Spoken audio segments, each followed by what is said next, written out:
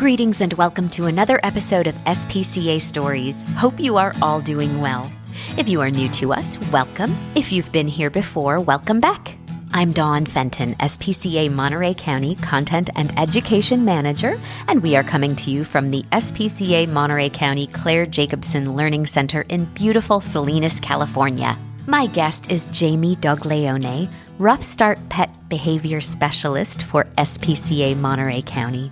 Jamie is in charge of our Ruff Start program, and this amazing program provides a second chance for shelter dogs that need extra training, socialization, or care before being placed up for adoption, pairing these shelter dogs with inmate trainers at Salinas Valley State Prison. Jamie has an impressive resume and has extensive experience training animals of all shapes, sizes, species, you name it. Yet another incredibly talented, passionate team member at SPCA Monterey County. A quick note. While we will be talking about the Ruff Start program, we won't be sharing the names of the inmate trainers. What we will share is the hope and second chances they give these dogs and themselves. So introduce yourself to our listeners. My name is Jamie, and I work at the SPCA, and I run our Ruff Start Dog Prison Training Program. So exciting. So we're definitely going to get into that because our Ruff Start program is, everybody wants to know about it. It's a very popular program for very good reason. Everybody wants to talk about that. So we're going to get into that. I know our listeners are really going to enjoy this episode because it's such an interesting thing that you do. But before we get into that, how long have you been working for the SPCA? So I actually first started the SPCA in 2013, and I worked for 3.5 years in our wildlife department.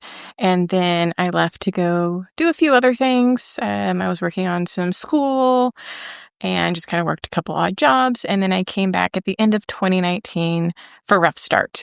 And so I've been working since 2019, specifically doing Ruff Start.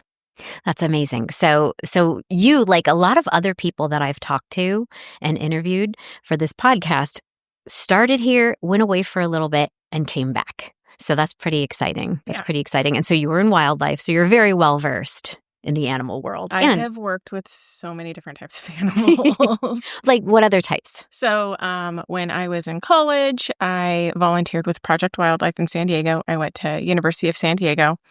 I also volunteered at the California Wolf Center in Julian, which is just outside of San Diego in the mountains. Wow. And I was mostly just kind of helping with educational programming and like maintenance around the facility, doing some observational stuff of the packs that they had there. And then after college, I did an internship with the U.S. Navy and their marine mammal program. Wow. So that's dolphins and sea lions, and you rotate through and you learn about healthcare. You learn about basic training with marine mammals. We did research rotations. We did rotations with the sea lions, and we got to sometimes see some of the open ocean work that they do with the marine mammals in the military. That is incredible. So yes, so you are an expert by every definition of the word. You are an expert. That's incredible. I did not know all of that. I knew that you had done a lot of other things. Yeah, with and that was just right when I was out of school. I also was a dolphin trainer at a facility. I ran a shark and stingray touch tank at the Jacksonville Zoo and the Toronto Zoo. I worked part-time at the aquarium just as an aquarist, and that was all before I started in wildlife here. Oh my goodness. And then I've also worked at the Avian and Exotic Clinic. So I've worked with a lot of different animals. Oh my God. Okay, so I have to ask, you were a dolphin trainer? I was a dolphin trainer. And yes. You're a dog trainer now, Yes. or as well. So what is it? How is it different? I just got to know. I mean, the basics are actually the same. Once you understand how to train and the basics of learning theory, you can apply it across any species of animals. I have worked with, like when I started working with stingrays, I knew absolutely nothing about stingrays, but I knew how to train and I knew the basics of training. And so you just start to apply all of that. And each species, you might have to tweak your approach to things, which is kind of what makes training so fun, is the experimentation that you can sometimes do. Like, well, this didn't work. Okay, I got to try a different route. But once you know the basics, you can apply it to all species. That is incredible. That is incredible. See, I'm learning so much from you today already. So I want to jump into Rough Start. Okay. Because Rough Start we're coming up in 2026, it'll be our 10-year anniversary. Yeah. So I remember back in 2016, when we started the program, when Amanda Musette was here, and she was the one who kind of started, she got the wheels turning, she got it going. And it's been going almost 10 years now. Yeah. So that's incredible. So tell us about the program. So I take the shelter dogs here that are not ready for adoption, and I take them down to Salinas Valley State Prison, where I have inmates that I have trained to be dog trainers, and I place dogs with those inmates, and they train the dogs and help the dogs with kind of whatever issues they have and help get them adoptable and get them into help to a point where they can adjust and go into a new home with confidence. That's amazing. So yes, this program, I would imagine, is kind of life-changing for both the inmates and the dogs. Yes. I mean, from the dog standpoint, these are dogs that sometimes just have trouble affiliating with a person. People are really scary. There are noises that scare them. Just, the world in general is scary to them. And to watch like that transformation, you see a dog that's like shaking in a corner, and then all of a sudden over a 2-month period of time, they have confidence and they're strutting around the yard and they're coming to class and they're saying hi to everyone, when before, if they even sniffed you, that was like a big deal. And then they want to come over and they want you to pet them, and they'll take treats, and they've learned little tricks. Wow. So the transformation is really great to watch with the dogs. So how do you train the trainers? So I go through a lot of different things. I myself have to always make sure I am staying current on kind of the latest trends in dog training and new training techniques and ways to approach different situations and different behavioral issues like reactivity, shyness. So first off is I have to educate myself and all of that stuff and make sure that I am giving them the most current information. And then I try to bring that to them in different ways. So the first is they have 2 textbooks. One is called The Do-Over Dog, which is actually specifically written about shelter dogs. And like if you were going to bring a shelter dog home, and they really enjoy that book because it's how to slowly introduce these dogs into a new life. And then the other one is How Dogs Learn, which is a little bit more of a technical book, a little more sciencey. It dives deep into learning theory. I personally think, if you can understand learning theory, again, I had said earlier, you can apply it so well, and it gives you a toolbox. So my goal is always to give them a good toolbox. So we start learning with all those basic things. And then sometimes I might find a webinar that I've watched that I really like, or something that I can find online, and I'll bring it in for them to watch. So there's videos. It might be a training article that I found online, or a blog post from a trainer. And I'll have them read that so that they can make sure they're getting different perspectives and voices too. It's just not always my voice coming to them. And then we practice in class. We'll practice. Okay, we watched this video. Next time our class session is going to be, we're going to practice what we just saw in those videos. So I try to do a mix of reading, videos, and hands-on experience to train them. So, and I know that these, the trainers, the inmate trainers, how are they selected? Because I know that a lot of people, this program is so fantastic and everyone loves this program. And there might be people out there that are like, well, wait a minute. Who are these trainers? How do they, they're in prison. How are they getting to be able to train dogs? What is that process? So we will occasionally, when I need trainers, I open up an application period. So we will just hand out applications to anybody who wants them. They have to fill out an application, and that goes over just kind of some basic background information about them, like if they have jobs, what programs, are they going to school, kind of stuff like that they're working on, what motivates them to be making change. And then there's part of it too where it's also just asking them basic questions like, why do you want to be in the dog Ruff Start program? What impact are you hoping for on you? That's kind of step one, is that they have to give us the application. And then step two is I then take the application to my officer liaisons at the prison, and they kind of look up their profiles. So one of the biggest requirements is they just simply have to not be in trouble for a year. They can't have any write-ups. They shouldn't be having, officers in the building shouldn't be having issues with them, any officer in the yard. Mm-hmm. So they'll kind of check with people around, like, how are they doing? What do you notice about them? And then kind of looking at their history. We also make sure that nobody has any animal abuse on their records. But other than that, I really like to try and give anybody the chance to make a change in their life. So I try not to hold too much against them, but we do want to see that they have at least been trying. So that 1 year benchmark is actually really important, and it's actually very difficult for a lot of them. So, out of maybe 15, 20 applications, maybe only half of those people will qualify for the program. And so how do you select the dogs that go? So here at the shelter, as we're interacting with all the different shelter dogs, we kind of see who needs a little more help before they can go up for adoption.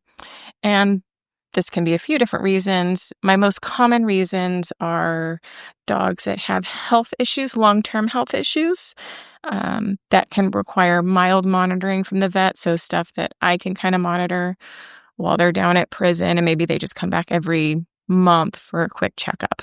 Most common medical condition might be if they've had a big surgery and they need like physical therapy, or skin conditions tend to be a huge one. So those, for some reason, the dogs have skin conditions, so it provides us time for them to go through their course of medication. They get regular medicated baths, and sometimes we might even be changing a diet to see if they have an allergy to something, and that's why their skin was going wrong and getting irritated. So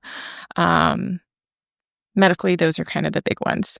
And then I just want to make sure the dogs seem sociable and that they can take living down there. Another one, shy dogs are probably our next most common type of dog.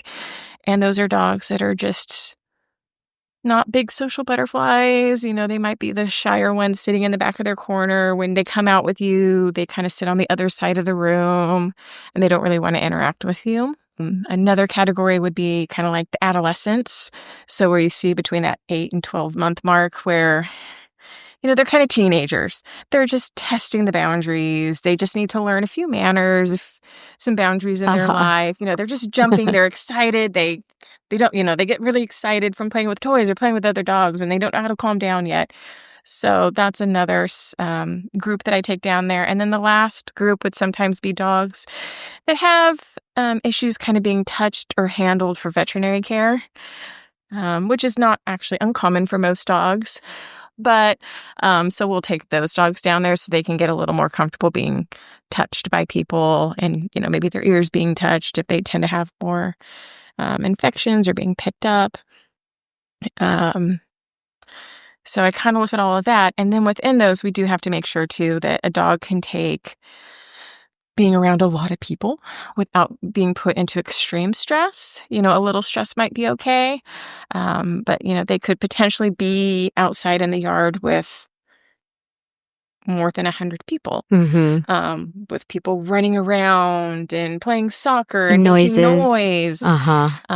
So we want to make sure that the dog is not going to be completely stressed and trying to run away all the time. If I have a dog that has trouble coming over to me, I tend to not want to take them down because I don't want something to happen if the dog got away, that they would be running around and nobody could catch them. Right. Especially if they got spooked by officers that are all of a sudden running by them. So I want to make sure that they can kind of seem like they might be able to take that a little bit. That's probably the biggest stress factors down there, because loud noise is a lot of movement and a lot of people.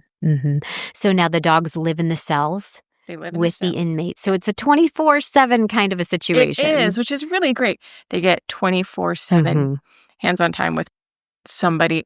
So they are always having somebody taking care of them and working with them through their issues. That's incredible. That is incredible. So did the inmates get attached?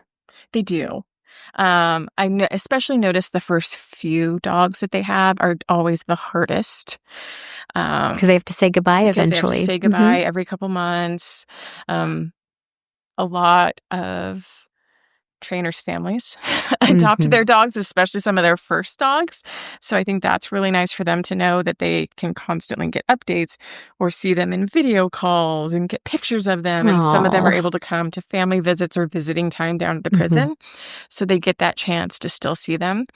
The people that have been in the program longer, that have had more and more dogs, you do tend to notice like they get attached to them, they like them, but it's kind of, I feel like, kind of how we feel.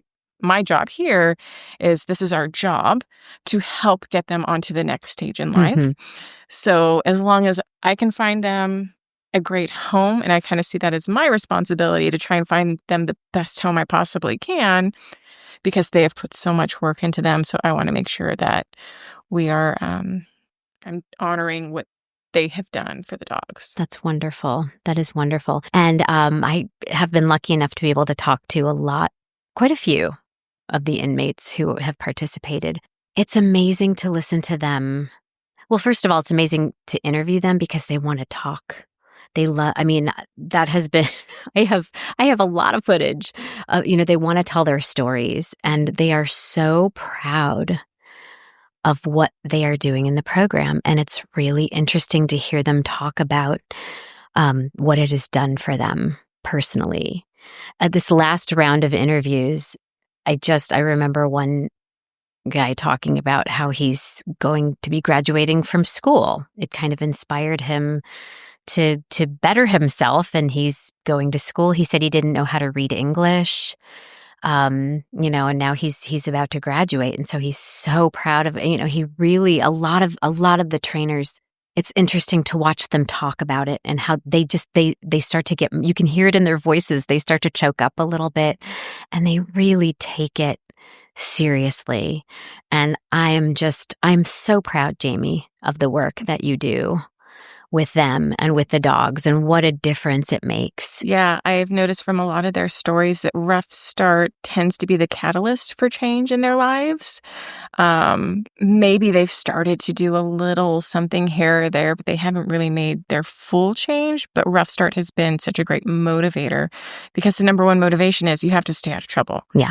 If you get into trouble, you're out of the program.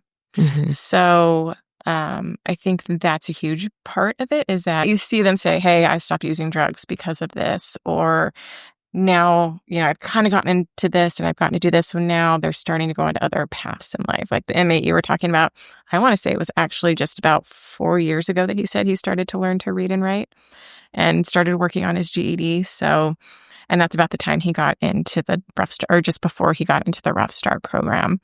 So you do see, and it also gives them the chance to practice emotions that they have not been able to really tap into in prison, because you have to put up so many hard walls, especially in the high-level prison that we are in. They can't show any weakness or any emotion. And you don't have physical contact with people, and you don't really have love. So these are all these things that the dogs help provide them. They get to hug the dog. They get to touch the dog. They can talk to the dog. And you have to care for the dog, and you have to have empathy for them. So they learn to really tap into a lot of these emotions that they just have never really been able to. Many of these trainers in our program too have been incarcerated since they were teenagers. That is a really good point too, because physical contact is not, they can't really do that where they're at. Like, oh, here's my friend and I'm hugging them. The most they'll do is maybe a handshake. But to be able to hold a dog and talk, talk to them and just have a different side that they get to use, that's got to be really powerful for them too. Yeah. So that's incredible. I hadn't even really thought about that they don't have that physical affection, and they don't get it. They can't express it. So that must be really, really powerful. I mean, it's really even hard. Like when they come to, if they have family that come for visits, just a regular weekend visit, I think, you maybe get a hug and, and it can't be too long. Like you just get a quick cut. So yeah, this gives them a big opportunity to kind of practice a lot of different things that they have kind of had to shut down through their time there.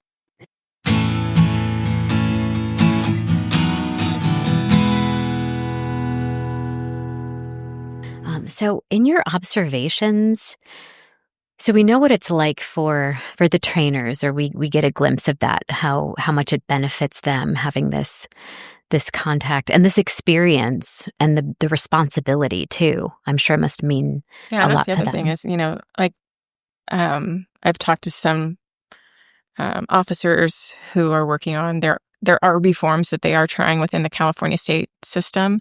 But one of the things was like just responsibility, because they actually don't have a lot of responsibility. Like they don't even get to cook for themselves. They kind of do. Like they can go to the store and get some things, and so they kind of cook, but their main meals aren't even cooked for them. They kind of have to clean, but there's just not like things to take care of, and kind of getting life skills, like stuff that we just do every day and don't even think about.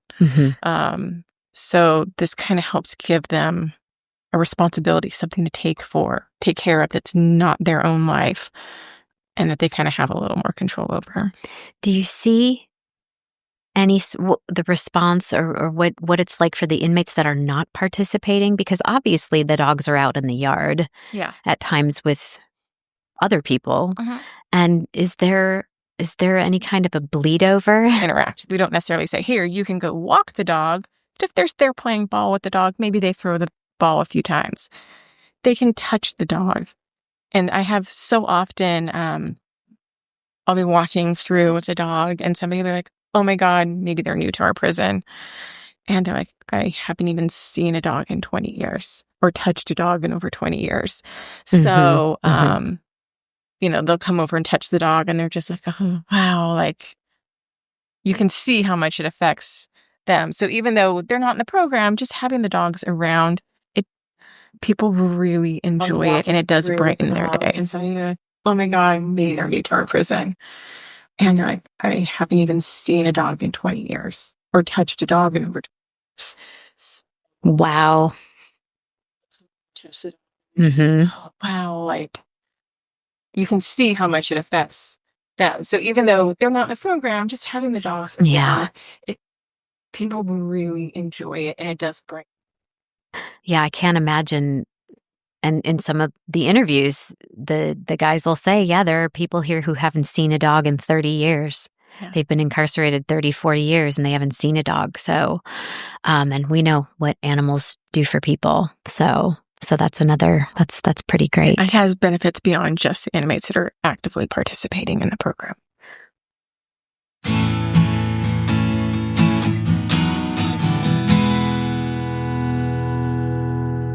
What are the challenges?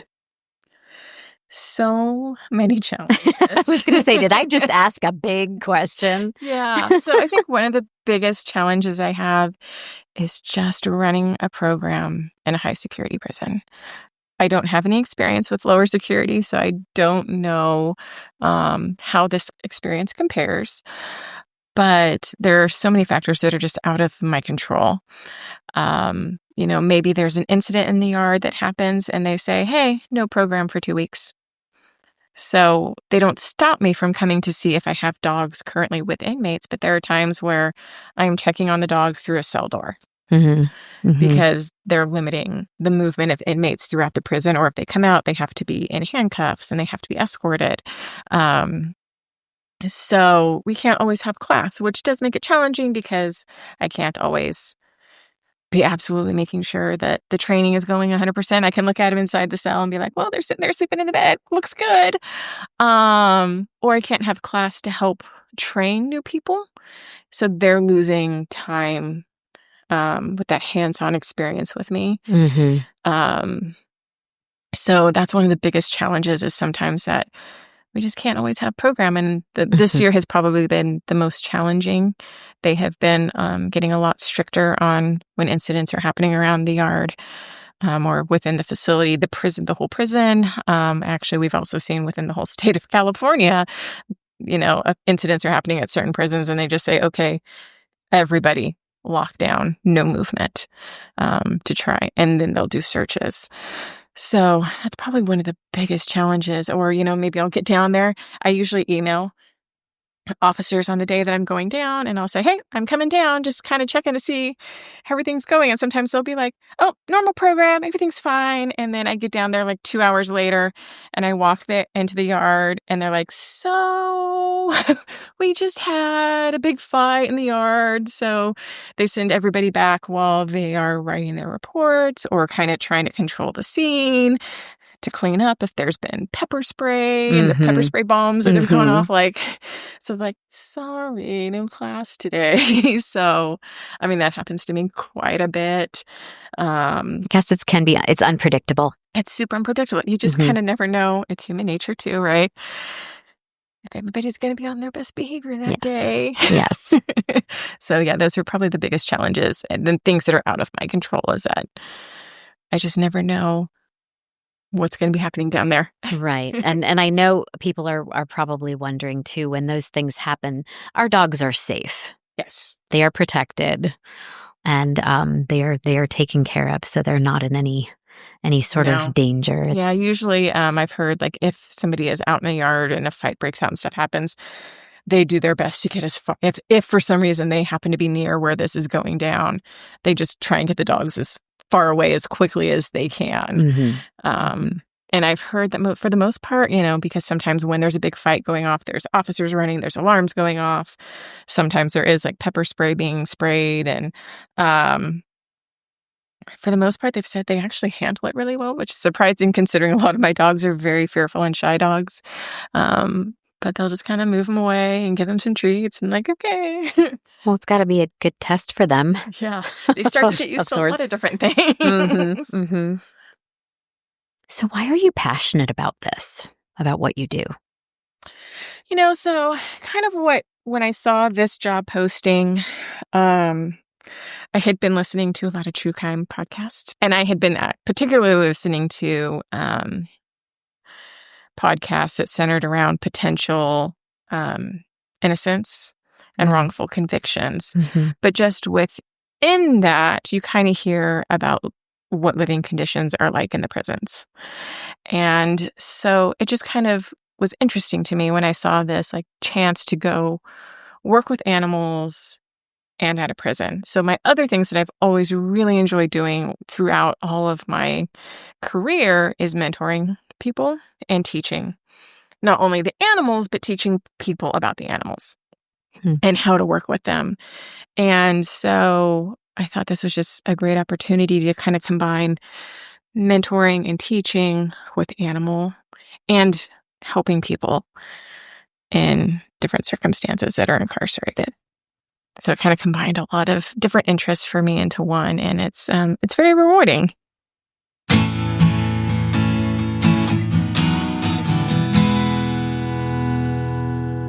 So what were you like as a kid? So I actually grew up here in the Monterey Peninsula. I always loved animals. My mom was like, yeah, I remember when you were 2, 3, you would be like, I have bugs. And I would pull roly-polies out and salamanders and lizards I caught. Some of my earliest memories of why I actually wanted to start working with animals was going to the aquarium.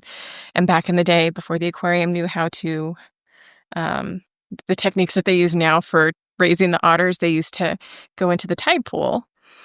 And there was always a person that would go in with one of the pups, and they would swim with them and teach them. You'd see them in there banging rocks together and kind of trying to show them how to be an otter.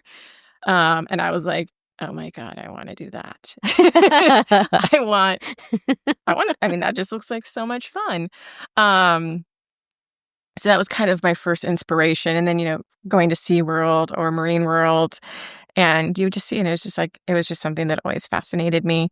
And then as time went by, when you get a little bit older, I was always a dancer. So I was always dancing, and I was a cheerleader in high school. So I was very busy with just other things, and working with animals hadn't really crossed my mind as much. And I had thought about when I went to school, maybe doing kinesiology. At one point, I thought maybe art history. I really was into art history. Kinesiology played well with me being a dancer. So I actually chose the school I went to because they were supposed to have a kinesiology program that they ended up not starting. Like in all the brochures up to me going there, we're starting this program, and then they didn't start it. Oh. And so I was kind of like, okay, what do I do? And it's a liberal arts school. So, we were just kind of taking classes and everything. The other really fun thing about my school, because I went to University of San Diego, if anybody knows, it's like right on the hill, right above Mission Bay, and it was literally a 5-minute drive to SeaWorld. So I had a season pass to SeaWorld, and I would go sometimes I have 2 hours in between class. I'd go to SeaWorld. And I'd go watch a dolphin show, and I'd get a churro. And I do remember, like, one day I was watching the dolphin show, and I was like, I think I really want to do this. It kind of came full circle back to this, that maybe I do want to work with animals again. So then that's when I kind of started really focusing on trying to get into that career track. And I stalked the trainers at SeaWorld. Like if I could get anybody's ear, like, so what do I need to major in? Or what do I need to do to try and do this as a career? And so, in like a few seconds, they would give me ideas of, what I needed. And so I settled on psychology as a major, because actually psychology, we had learning theories classes in our psychology major, and we had animal behavior classes and cognition classes. So I was able to kind of get that really good foundation within that, within the field.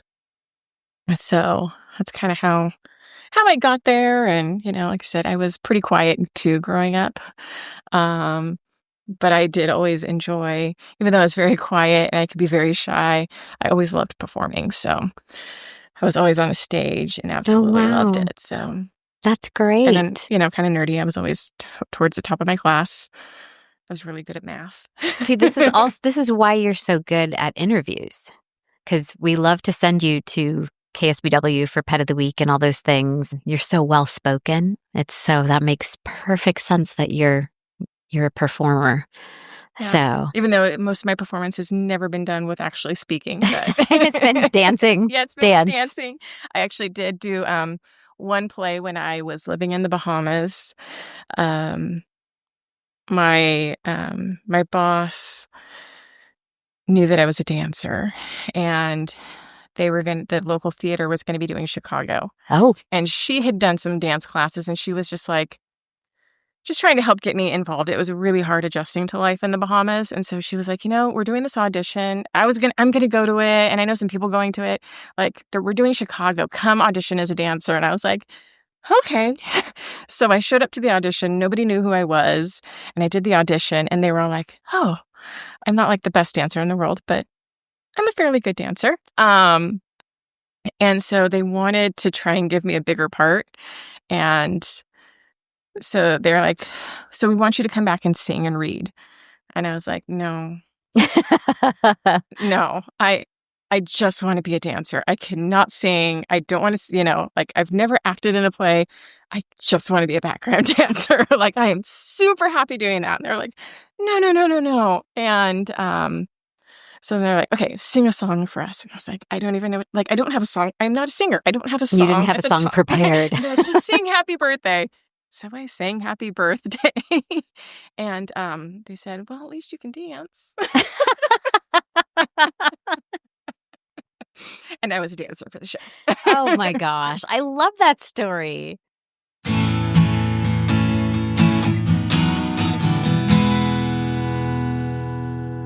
So what's your favorite thing about what you do? I just really love training in general. It's just so fun to see the transformation. And I love being able to dig into my toolbox and get creative, because training really is about creativity. And so I think it's just a different way to express your creativity. Because again, okay, this worked for this dog. I'm going to do it with this dog. And you start doing it and it's not working. So you got to pivot pretty quickly and think of new ways and new things to do things. So I really like being able to do that. I think maybe it's not necessarily an example here, but one of my examples would be when I became a supervisor of a stingray exhibit, and there were seasonal exhibits at zoos. And I had never worked with stingrays before. Actually, at this point, I had really only worked with sea lions and parrots. And so now I'm managing an exhibit with stingrays and sharks, and I don't really know anything about them. So just being able to apply my basic animal behavior, like let's just observe, what do we see, what do we know, and what have I read about other species? And so one of the big problems early on is we had a large group of green stingrays, which means they were wild caught.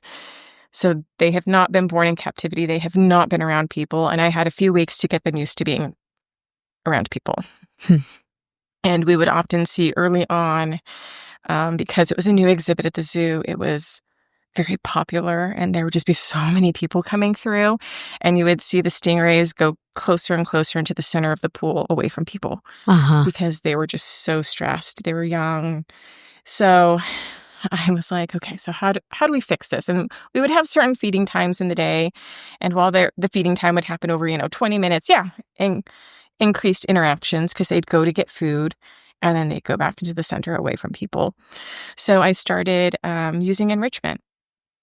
So kind of looked at, okay, what other species, what I was reading in some of the journals for one of the organizations I belonged to with marine animal trainers, what are they doing? And so I just came up with, okay, when they were getting stressed, I would throw enrichment in with different types of food. We could use low amounts of food. They would have to kind of work at it a little more. And we'd place it near the edges of the pool so that people were there. And we actually saw over time that they quickly started interacting more and more with people and more consistently throughout the day. So It was fun kind of getting to brainstorm and problem solve like that. And then I was able to present at a conference on that, and they published an article in their journal based on my presentation. Fantastic.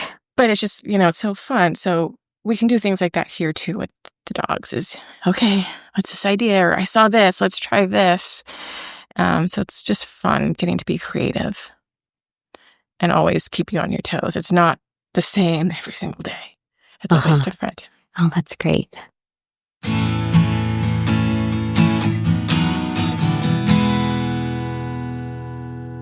What about Rough Start do you really want listeners to take away from this podcast? I think one of the biggest things is everybody just says, oh, well, if they want these things or they need these privileges, they just shouldn't have gotten into trouble. Or just thinking that because they're in prison, they are awful people. And I think just like anyone, I mean, we're human. Everybody makes mistakes. It just depends on the level of your mistakes. Some people have made much, much bigger mistakes than others.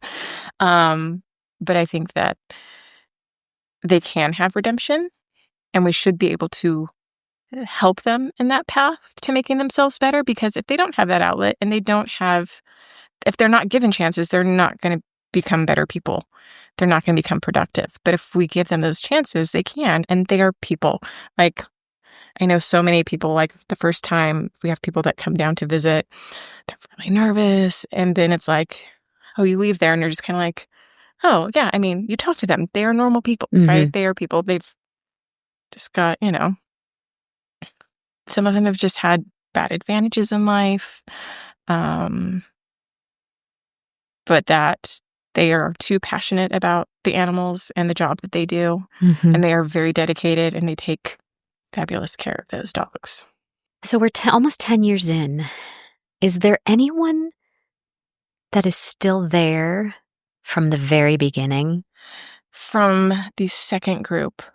So I believe when it started, they just kind of started with a veterans group that was already established within the yard. So they kind of used them, and then they opened it up after the first few months to other people in the yard. And so I do have one trainer.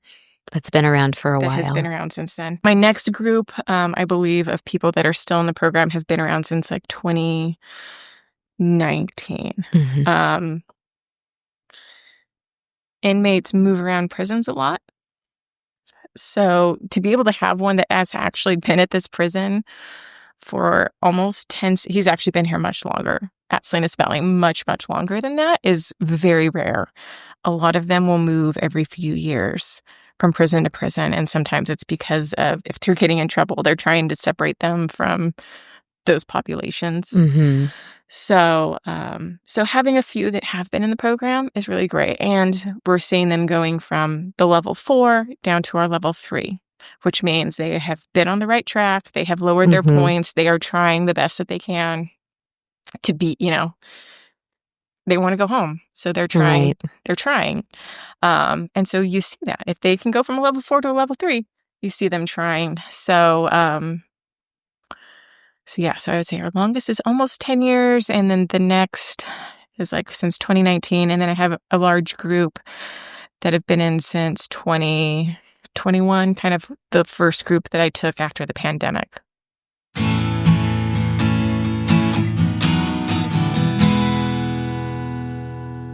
I remember I did an interview in 2016, the first group, with an inmate who had said, he's like, I'm a lifer. I'm not going anywhere. Mm-hmm.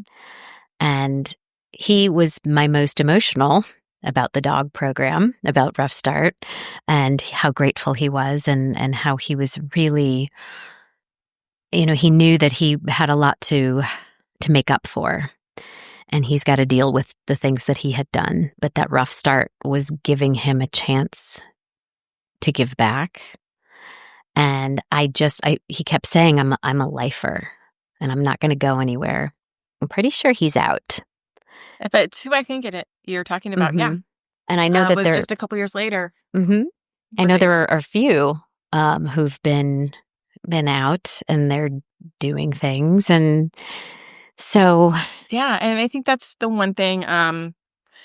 When the program started, so many were saying, well, we're life without parole. Like, we have no chance of getting out. And we thought, oh, they're going to be with us forever, because there is no chance of them even going to a level 3.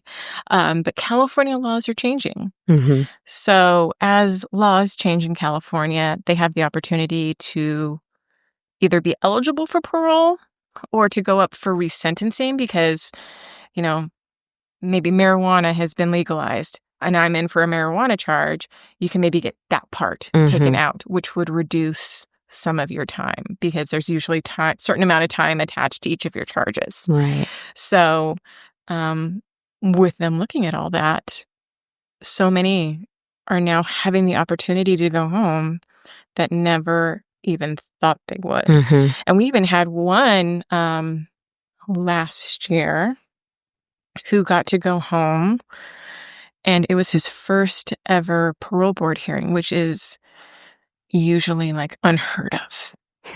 But he had been able to work on himself and explain that he understood what had happened in the past and why things had happened. And he had been able to make enough change that they felt secure enough in his first parole board hearing that he could be released. Wow.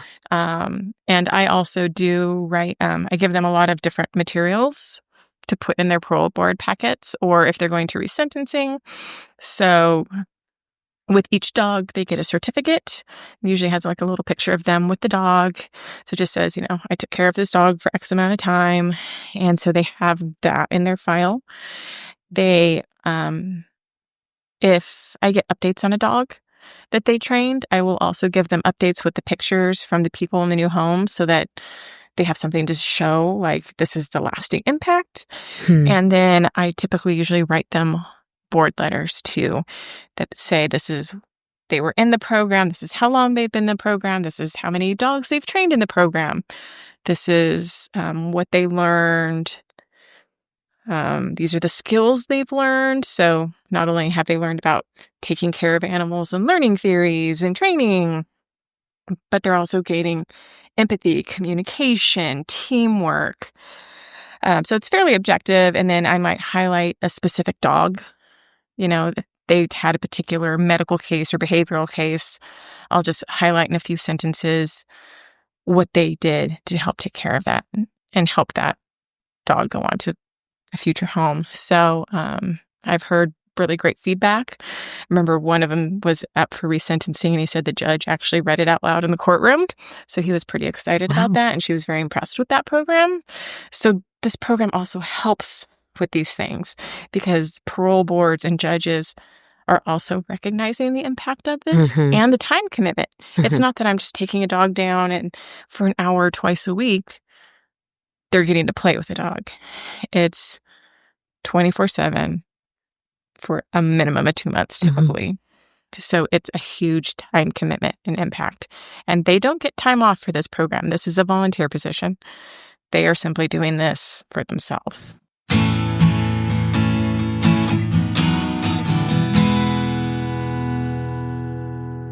I just want to thank you for your time, first of all, for coming in and talking to me, of course, for that. But I just want to also thank you for your commitment. And this organization is so lucky to have you. You know, just sitting here and having the privilege of listening to you talk about what you've done before and you know, all the things that you've learned and how you channel all of this into what you do for the inmates at Salinas Valley State Prison in the program and for our dogs, for the dogs that are eventually, you know, that come here needing so much. You channel all that knowledge and that passion and your creativity, the creativity that it takes, you know, to find just the right recipe for each individual dog. I mean, that's so impressive, Jamie. And I just want to thank you for your time and just, I can't say enough how lucky we are to have you on our team. Thank you. And thank you for your time again.